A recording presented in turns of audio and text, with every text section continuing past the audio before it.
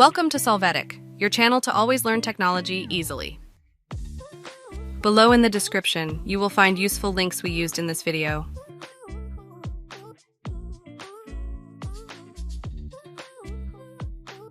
Today in Solvetic, we will see how to create email in Outlook. Open your Outlook app. There, click on the option New Email. In the window that appears, find your current email, enter the subject and the body of the message. Then enter the recipient. With this complete, click Send so that your email is sent through Outlook. Hey, remember to subscribe Solvetic channel.